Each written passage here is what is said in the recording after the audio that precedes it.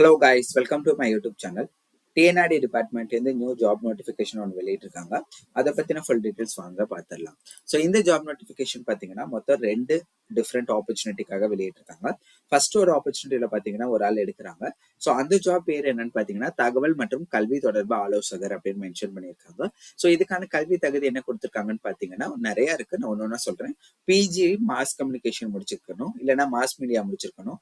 So ஒருவேளை நீங்கள் PG பண்ணல, இல்லை மாஸ் கம்யூனிகேஷன்ல பண்ணல டிகிரி அப்படின்னா அதுக்கு ஈக்குவலண்டான வேற எந்த டிகிரி வேணாலும் படிச்சிருக்கலாம் சொல்லியிருக்காங்க.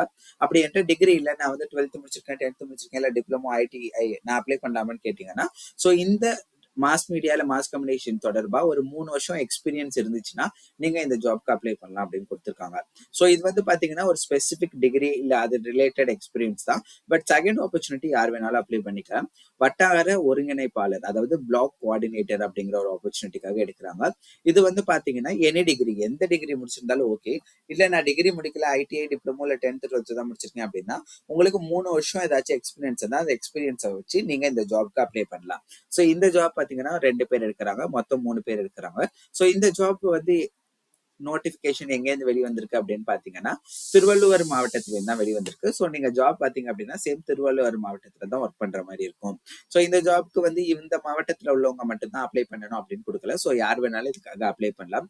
அப்ளிகேஷனுக்கான லாஸ்ட் டேட் என்ன அப்படின்னா 26/2/2026 சாயந்தரம் 5 மணிக்குள்ள நீங்க அப்ளை பண்ணிருக்கணும் அப்படின்னு சொல்லியிருக்காங்க. ஸோ இந்த அப்ளிகேஷன் ஃபார்ம் பாத்தீங்கன்னா திருவள்ளுவர் அந்த மாவட்டத்தோட அபிஷியல் வெப்சைட்ல இருந்து நீங்க டவுன்லோட் பண்ணிக்கலாம். அப்படி இல்ல பாத்தீங்கன்னா மாவட்ட ஊரக வளர்ச்சி முகாம், இல்லைன்னா ஒருங்கிணைந்த ஊரக வளர்ச்சி கட்டிட வளாகம், இல்லைன்னா மாவட்ட ஆட்சியர் அந்த வளாகத்துல கூட நீங்க வந்து பெற்றுக்கலாம் அப்படிங்கிற மாதிரி மென்ஷன் பண்ணிருக்காங்க. ஸோ நமக்கு வந்து அப்ளிகேஷன் ஃபார்ம் வந்து இதுதான். ஸோ இதுலயுமே நான் ஒன்னு ஷோ பண்ணிடுறேன். ஃபர்ஸ்ட் பாத்தீங்க அப்படின்னா TNRD department, rural development and panchayat Raj டிபார்ட்மெண்ட்ல இருந்து வெளியில வந்திருக்கு. ஸோ இதுல வந்து என்னென்ன டீடைல்ஸ் ஃபில் பண்ணி கேட்டிருக்காங்கன்னா நீங்க இந்த இடத்துல உங்களோட போட்டோ ஒட்டிடணும். நீங்க 2 ஜாப்க்குமே எலிஜிபிளா இருந்தா 2க்குமே தனித்தனியா அப்ளை பண்றதுதான் எப்பயுமே கரெக்ட். ஸோ நீங்க எந்த ஜாப்க்கு அப்ளை பண்றீங்களோ அதை இந்த இடத்துல டிக் பண்ணிக்கோங்க.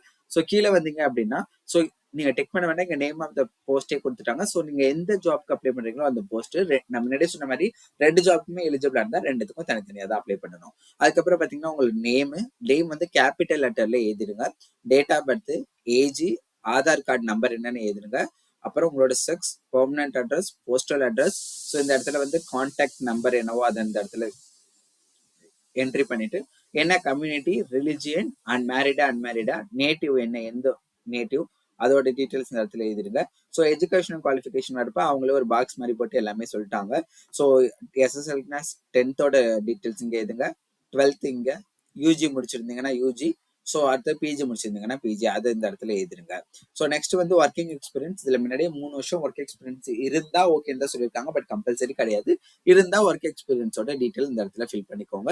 ஸோ அடிஷனல் குவாலிஃபிகேஷன் ஏதாச்சும் இருக்கு அப்படின்னா நீங்க வந்து அதை இந்த இடத்துல போட்டுக்கலாம். ஸோ அதுக்கப்புறம் எனி அதர் இன்ஃபர்மேஷன் நீங்க வேற ஏதாச்சும் இந்த இடத்துல மென்ஷன் பண்ணணும்னா அதை இந்த இடத்துல போட்டுக்கலாம்.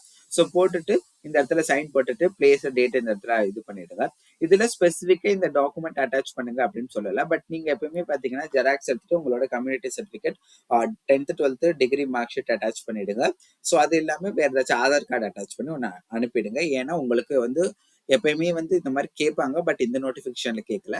அதே மாதிரி கான்டாக்ட் நம்பர் இருக்கு பாத்தீங்களா, அந்த நம்பரும் பெர்மனன்ட் அட்ரஸும் கரெக்டா வச்சுக்கோங்க. ஒருவேளை நீங்க செலக்ட் ஆயிட்டீங்க அப்படின்னா இந்த டீடைல்ஸ்க்கு தான் வந்து அவங்க வந்து இன்ஃபார்ம் பண்ணுவாங்க.